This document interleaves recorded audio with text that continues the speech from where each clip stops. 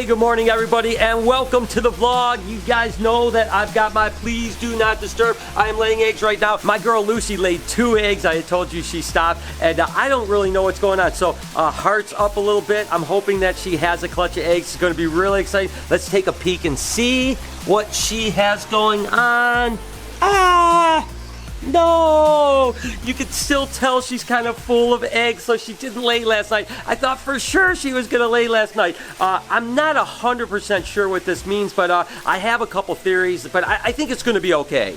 This isn't the first time I've seen this happen, whether it be with colubrids or other pythons, where basically they start to lay and then stop laying. Now, the hard part to not know the answer within the next few days, we'll find it out, is did that one slug she laid about 4 or 5 days ago, and then the 2 eggs she laid yesterday, were those just kind of preemptive to a clutch that she's about to lay? Now, I will say that it's unusual for animals to go egg-bound in 1 or 2 eggs. Usually they'll lay like half a clutch, then egg-bound. So I'm not that concerned about her going what they would call denocia yet, but I definitely am a little bit concerned. So we're going to be keeping a close eye on her. She's definitely cordoned off where there's no commotion whatsoever. I have no doubt that if she isn't egg-bound, which hopefully she isn't, she'll lay within the next few days. Keeping in mind that her due date doesn't even come up for a couple days, so she was actually going to lay her clutch early, so I'm not that stressed out about it, but I would like to come in tomorrow and see a nice clutch of eggs, even though I'm not looking forward to getting in there, because I tell you what, Lucy is definitely not a happy mama. I'm here alone today at the Reptarium, so I just got to make sure I check up on all my animals, make sure everything is happy, make sure they all have fresh water, and a little bit of love on top of that. And you know for sure, I'm always going to check up on my girl Bella.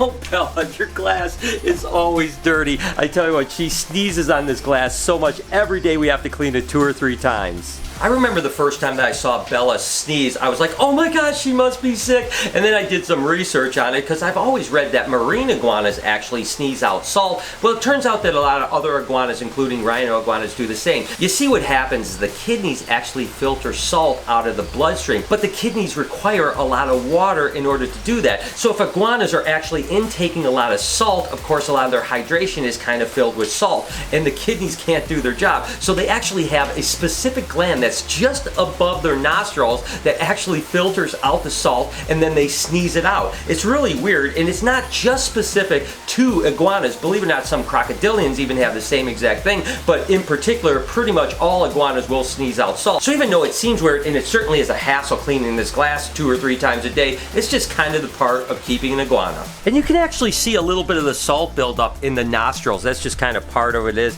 A lot of times you'll see the marine iguana pictures where they have like all kinds of salt on their face. But I tell you what, Bella is just such an amazing animal. I mean, look at this thing. It's crazy. And again, every time people come into the Reptarium or for a tour or anything like that, they get an opportunity to just spend some time with Bella. And to a person, if anyone hasn't spent time with rhinos in the past, and in particular one as awesome as Bella, they just can't believe it. They're just like, there's no way this lizard is actually real. I mean, you just don't think of reptiles in the way that they are so affectionate and love to be petted. And you can see how she kind of spins her head around. She's always looking. She's kind of thinking about things.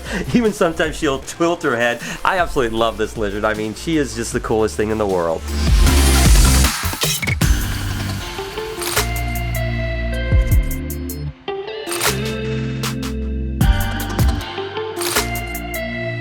And of course, because I'm the only one here, I'm going to feed my guys salt and pepper. I absolutely love Salt because she is just such a cute little monkey right here. And of course, this is the quarantine tank. I talked about how we're redoing the tanks out in the exhibit area so that pretty soon, within the next probably 2 or 3 weeks, these guys will move in there full time. And I think I'll keep them together for a while and then eventually separate them, and then we'll have to build bigger enclosures and so on like that. But with Salt, the thing that's so cool is I actually have to kind of feed her 1 pellet at a time. She is so absolutely adorable. I love her to death, and she is definitely a chunky monkey. We'll have to weigh her later this week.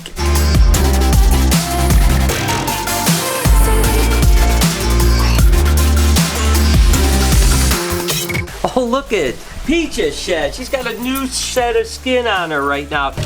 It is truly amazing how snakes look right after they shed. I mean, they are just at the peak of beauty. Take a look at her right now. And of course, she's a Hypo-Honduran milk snake. And this looks like a really nice shed right here. I get asked all the time, why do snakes shed? And basically what it is, unlike us that have this kind of elastic skin that as soon as we're born as a baby, we stay with that skin our whole life. As we grow, our skin kind of just stretches out and becomes what we are. Same thing with the rest of mammals, but the fact is with snakes is their skin can only grow so far. So basically what happens is they have 3 layers of skin, and when that external layer of skin is stretched all the way and just cannot stretch anymore, they go into a shed. The next step is what they call going blue, where they just look like they've got this like bluish tint to them. That's actually a milky secretion that actually forms between the second layer and the epidural or outer layer of skin, and that is to basically like a lubricant, right? And so after a few days of going blue, it actually absorbs into this layer of skin, making it just lubricated. So the fact is when that snake splits its shed on the top of its head, it can actually just climb right out of the skin, and then you get this beautiful shed skin.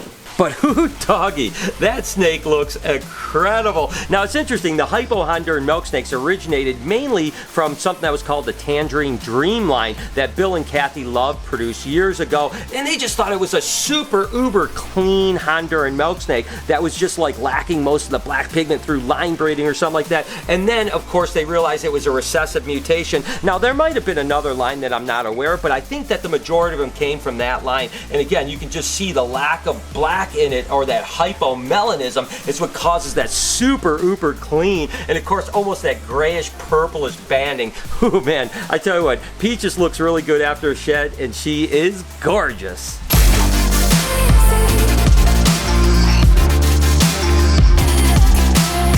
So like Lori said, there's no Kluber clutches today, but I did find a couple ball pythons clutches in the first spotted python clutch of the year. So let's go ahead and see what these guys have going on. This first female is actually a pinstripe right here, and she's got a beautiful clutch of eggs. And this is actually bred to a pastel, vanilla, Woma, bamboo ball python. I mean, that is going to be incredible. And this looks like an incredible clutch of eggs for this girl. And she's a really unique looking pinstripe too. I remember when we actually hatched this girl, it was just really kind of a more almost axanthic-y looking animal. So I hung on to her and raised her up. This is her first clutch. Don't know if maybe something is going to pass on, but that bamboo is amazing, especially when it comes to pinstripe. And then you got pastel. The vanilla is unbelievable. There is going to be some bangers in this clutch. And we have 2, 4, 6, 8 eggs. Looks like this egg right here just rolled just a little bit, but you can see it was stuck on the bottom of the paper, which basically tells me that it's probably up. But we'll go ahead and candle it just to make sure regardless. But let's go ahead and get these in an incubator box and get these all set up.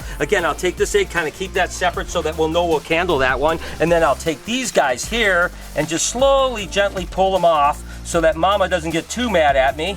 There you go, Mama. We'll just put these right in here. And again, I always talk about this. We use Hatchite, which is a perlite that has a water isomer that keeps it nice and humid. These guys just get a little bit pushed down in the egg, and that is basically it. Again, 2, 4, 6, 8 eggs. Not bad, even though I would like to pull some Kluber clutches. Hey, this is an awesome ball python clutch. Next clutch, we actually have just a het ghost female, but it's bred to a calico ghost or a calico hypo. So half the clutch should be hypo, or what they call ghost sometimes, because it's a recessive mutation, and this is just a het ghost girl. And then of course the calico is co-dominant, so half the babies on average will be kind of calico. So we should get some calico ghosts if we're lucky, if there's beautiful eggs, which it sure looks like it. And Mama does not look happy. Mama, it's okay. I'm sorry. I'm so sorry. I know you're like, don't take my eggs away from me. But like I always talk about, it's important to take the eggs away for the mom and for the clutch. But you can see this egg right here is starting to roll. Oh, we're going to have to candle that one too. As I was taking her off, she was kind of rolling it just a little bit. So I'm going to push it over here. Again, I'm going to give another shot at taking this girl away. Nice clutch of eggs though. Oh my gosh, what a beautiful clutch. And it's kind of interesting because this is one of those clutches that actually doesn't seem to be really stuck together. The eggs are kind of a little bit less adhered, which happens from time to time. I'm not really sure what that is, but nevertheless, really good clutch eggs. 2, 4, 6, and of course this one over here, 7 eggs. I mean, wow, that is really good. And again, on average, half of them should be hypo. The other half will be het for hypo, and then about half will be calico. So it just matters of how it lines up with the mutations and so on like that. Nevertheless, really good, unbelievable year so far. Kelsey has done an absolutely amazing job breeding snakes this year. And I'm super excited about this. You guys know that we collected a bunch of Stimsons and children's eggs, but this is the first spotted pythons, which are the 3 Anteracia that work with, which are all Australian pythons that are kind of smaller pythons. You can see this is a full-grown adult here. She's got some eggs outside her coil, but overall, these look like a beautiful clutch. So we'll just really gently try to get these eggs that are outside here. And you can see the embryo is right there, so we don't even have to candle that one. The egg looks really good. What we'll do is we'll just pull this one out. We'll probably have to do a little candle on that one, and then gently try to get Mama off her eggs. Mama, it's okay. It's okay, sweetheart. Oh, you got a beautiful clutch of eggs, Mom. Okay, we got you. We got you. All right. Okay. Oh, there's a couple more eggs out over here. Gonna have to get these all in. Yeah, this egg, she definitely pushed her eggs all over the place. Let's see what we got. Come on, Mom. Gotta give me those eggs. That's okay. It's okay, Mom. Oh, it's okay. All right. Okay. All right. All right. All right. Oh, come on, girl. Come on, girl. There's one egg left over there. I'm just going to set these eggs down, try to retrieve that one last egg over here. And again, because things are kind of rolling around, we're going to just have to candle a bunch of these eggs, which is completely fine. Mama looks really good. She doesn't look that deflated. Doesn't have any eggs stuck in her. Definitely a beautiful first spotted python clutch. Let's put this over here. Let's see how many eggs we've got. We've got 2, 4, 6, 8, 10, 12, 14, 16, 18 eggs. 18 eggs from a spotted python. That is a really good clutch. And for whatever reason, the Anteracia spotted children's Stimsons actually incubate a little quicker. So these guys typically hatch in about 50 or 52 days. So that is awesome. Candle these eggs, get them in the incubator box. We can get them back home to the incubator.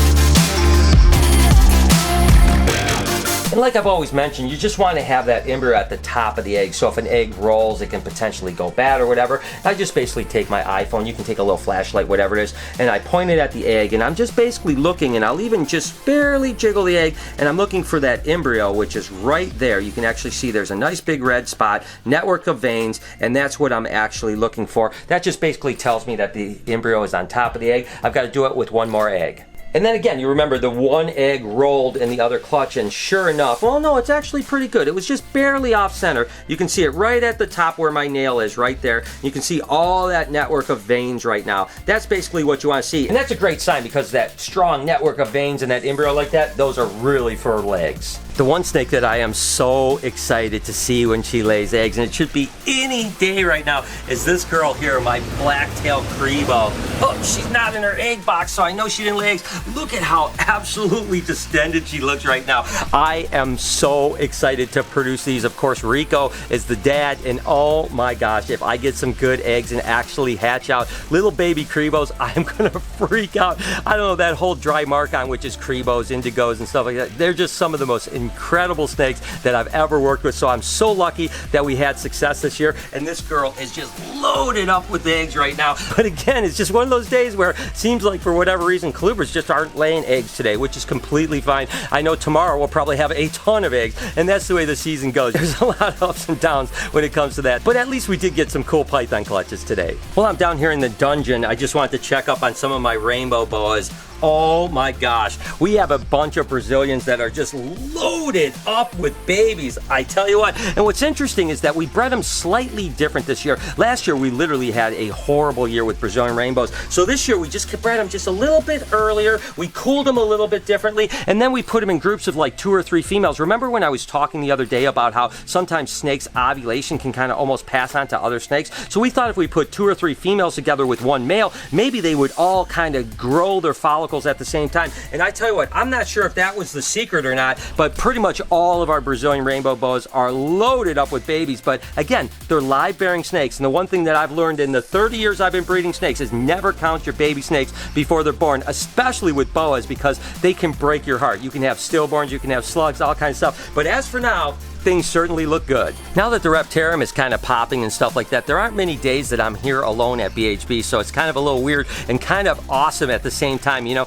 being in a building full of snakes and all the little eyeballs and little things crawling around, it's really kind of cool, and it kind of throws me back to the days when it was often that 2 or 3 days a week I was the only one here at BHB. But like I said, now with the Reptarium, on the weekends and every other day, there's always people here, but everyone needs time off, so we try to at least once in a while let the crew take a little bit of a break, and I guess I don't get that break, but that's okay because I love it here.